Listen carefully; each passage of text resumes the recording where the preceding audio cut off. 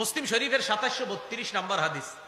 এই জায়গায় আপনারা বৈশা যদি আরবের কারোর জন্য দোয়া করেন, মনে করেন আপনার ভাই বিদেশ থাকে, আল্লাহ আপনি মাফ করে দেন, আল্লাহ কাশ্মীরের মুসলমানদেরকে হেফাজত করেন, আল্লাহ আরাকানের মুসলমানদেরকে হেফাজত করেন, এই দোয়া যদি আপনি করেন, মামুদ যারা নির্যাতিত মুসলমান আলেম ওলামা তাদেরকে আপনি হেফাজত করেন, জুলুম থেকে আপনি বাঁচান, এই দোয়া যদি আপনি করেন। এবার হাদিস শোনেন, মুসলিম শরীফের 2732 নম্বর হাদিসের বর্ণনা।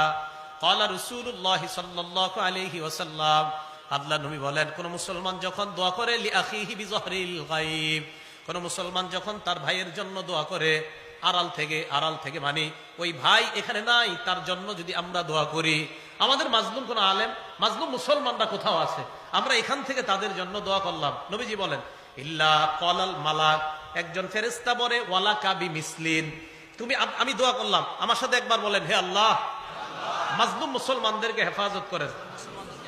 এই মুহূর্তে ফেরেশতা আমাদের প্রত্যেককে বলছে তুমি যেই দোয়াটা করলা আল্লাহ যেন তোমাকে বিপদ আপদ থেকে হেফাজত করে। হ্যাঁ, এই মুহূর্তে ফেরেশতা বলছে, হ্যাঁ সত্যি বলছি, আমাকেও বলছে ওয়ালাকা বিমিসলিন, তুমি যেই দোয়া মাজলুমদের জন্য করলা আল্লাহ যেন তোমাকেও জুলুম থেকে হেফাজত করে।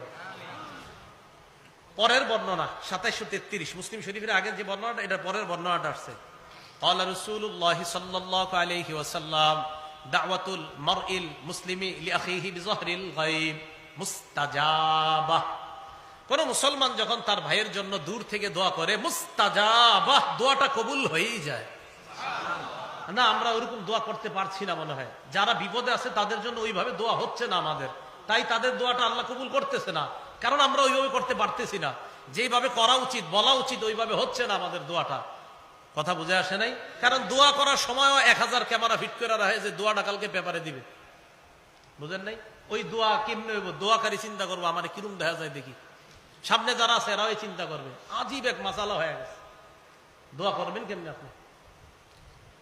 তো রাসূল আকরাম সাল্লাল্লাহু আলাইহি সাল্লাম বলেন, যারা আড়ালে আছে তাদের জন্য দোয়া করা, এই দোয়াটা কবুল হয়ে যায়। এই হাদিসে কি বলে দেখেন, মালাকুন মুয়াক্কালুন ইনদা রাসিহি, তার মাথার কাছে একজন নিযুক্ত ফেরেশতা থাকে, এই নিযুক্ত ফেরেশতা ওই ব্যক্তিকে ডাক দিয়ে বলে ওয়ালাকা বিমিসলিন, তুমি যেই দোয়াটা করলা আল্লাহ যেন তোমার পক্ষেও এই দোয়াটা কবুল করে নেয়। মাথার কাছে একজন ফেরেশতা বৈশা বলে ওয়ালাকা বিমিসলিন, তুমি যেই দোয়া করলা তোমার দোয়া যেন আল্লাহ কবুল করে নেয়। এই হাদিসের মধ্যে আরো আসছে, আমি আপনি যখন বলি আল্লাহ মাজলুম মুসলমানদেরকে হেফাজত করেন, একজন ফেরেশতা মাথার কাছে বৈশা বলে আমিন আমিন, ফেরেশতা বলে আমিন আমিন, মুসলিম শরীফের বর্ণনা।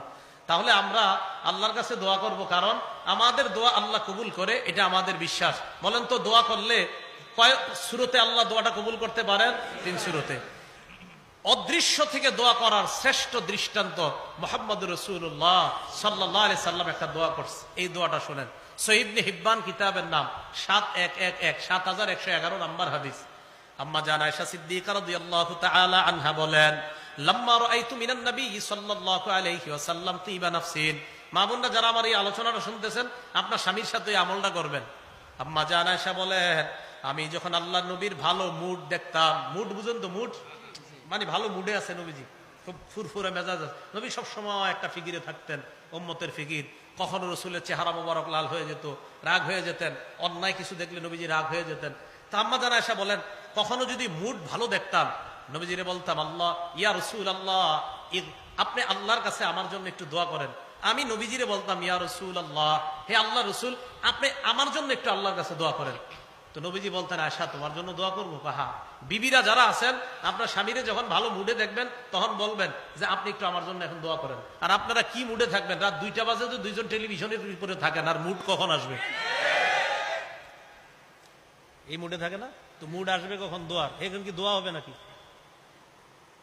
তো রাসূল আকরাম সাল্লাল্লাহু আলাইহি ওয়াসাল্লাম কি দোয়া করবো? হুজুর আপনি যেই দোয়া আল্লাহর কাছে মন চায় করেন আমার জন্য। তো নবীজি বলতেন, আল্লাহুম্মা গফির লি আয়েশাতা মা তাকদ্দামা মিন যামবিহা ওয়া মা তাআখার, আল্লাহ আপনি আয়েশার আগে পরের সব গুনাহ মাফ করে দেন। সুবহানাল্লাহ। ওয়া মা আসররাত ওয়া মা আলানাত, প্রকাশ্য এবং গোপন যত গুনাহ আছে আল্লাহ সব মাফ করে দেন।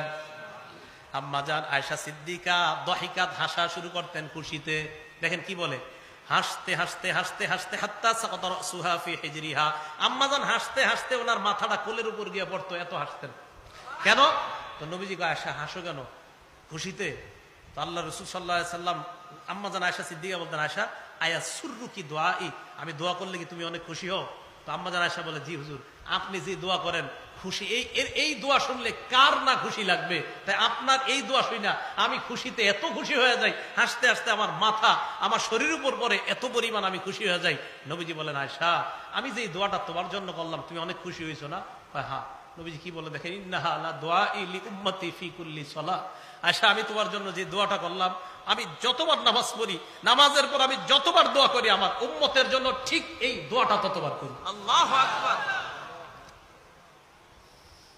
চিন্তা করেন আম্মা জান আয়েশা সিদ্দিকাকে যা বললেন, নবীজি আমিও আল্লাহরে বলি, আল্লাহ আমার উম্মতের আগের পরের প্রকাশ্য অপ্রকাশ্য সব গুনাহ মাফ করো। আমরা এখনো দুনিয়াতে আসি নাই, 1500 বছর আগে আমাদের জন্য দোয়া করে গেছেন। তো দূর থেকে আড়াল থেকে আমাদেরকে দেখে নাই যিনি, না দেখা যিনি দোয়া করার শ্রেষ্ঠ দৃষ্টান্ত দুনিয়াতে দেখা গেছেন রাসূল আকরাম সাল্লাল্লাহু আলাইহি সাল্লাম। তাই বলেন এখন যদি বুঝে এসে থাকে আমরা দোয়া করব কার কাছে? আল্লাহর কাছে। দোয়ার বিরোধিতা করবেন না তো? না না, দোয়ার বিরোধিতা করেন না। যারা দোয়া করতে জানে তাদের দিল বড় সাফ, দিল খুব সাচ্চা, এদের দিল বড় নরম থাকে। তাই আল্লাহকে বেশি বেশি ডাকা, আল্লাহকে যেন সবাই বেশি বেশি ডাকতে পারি, আল্লাহ তৌফিক দান করেন।